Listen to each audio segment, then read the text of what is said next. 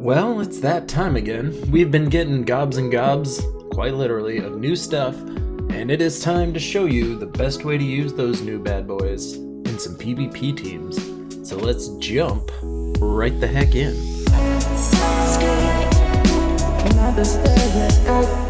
Checking out the teams this time around, first we've got Turn Down for What? And basically we're using the new Turnip weapon and the new Toad Squeezer and the new String Fiddler to create this total domination, total nonsense team going on over here.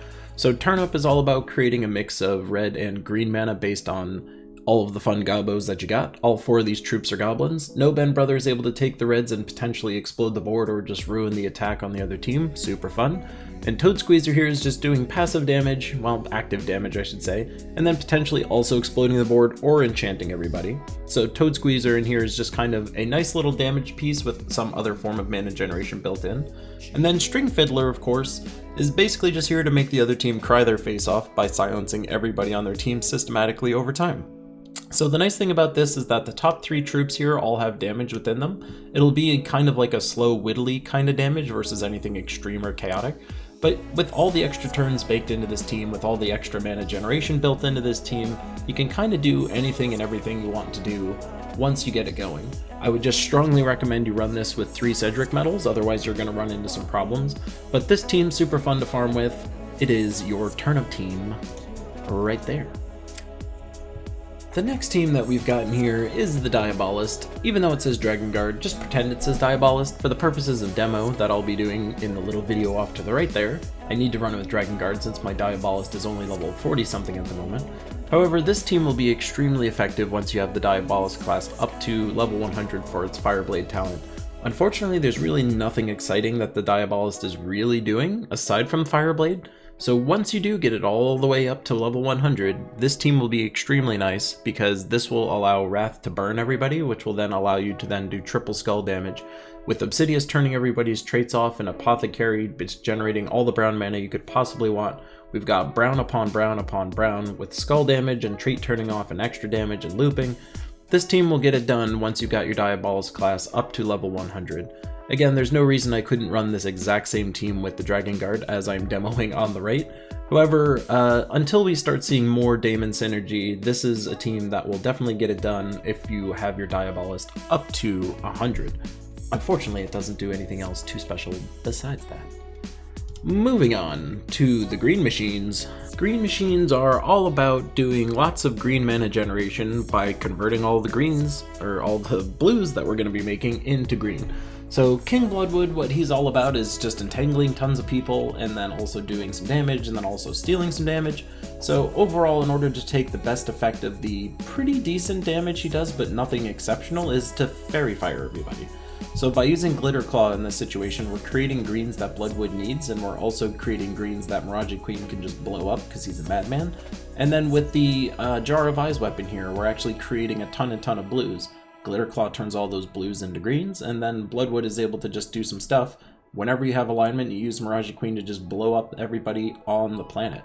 So Bloodwood, at least as far as we can tell so far, is nothing overly exceptional. However, he is kind of a jack of all trades kind of a troop. His damage output is solid, the ability to just constantly entangle people is solid, but to take most advantage of his slightly higher than normal damage than other mythics, you use Glitter Claw here to Fairy Fire up the world, and then you just burn it all down. So this team's super fun, super effective. Go ahead and farm your face off with that bad boy. Moving up to the Bold and the Gray. So anyone that's watched my streams knows that this is all about the double Gray King action.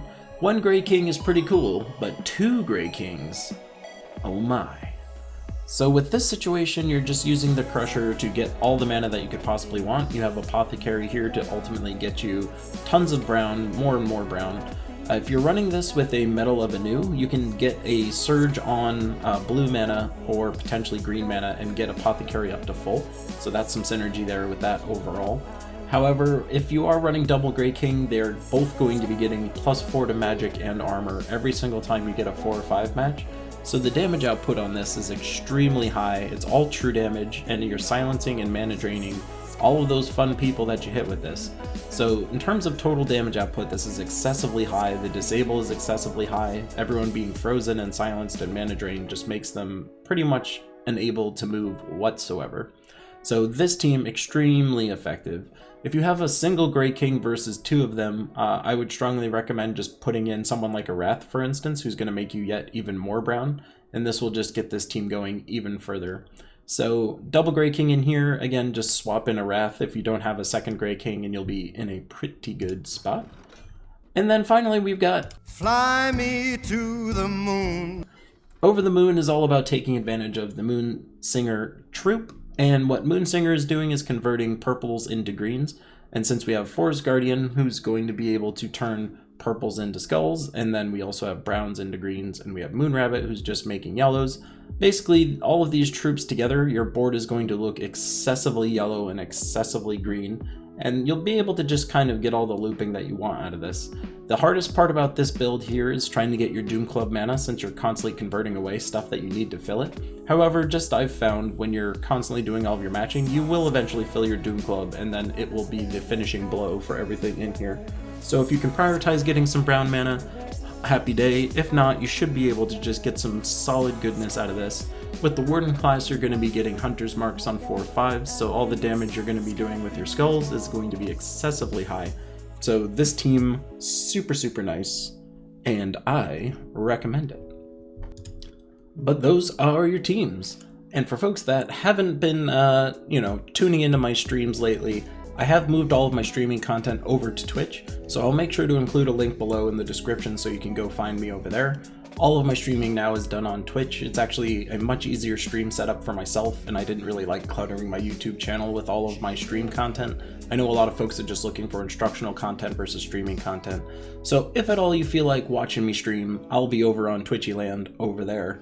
But this is Keylime, again, signing off. I will see you in the next one.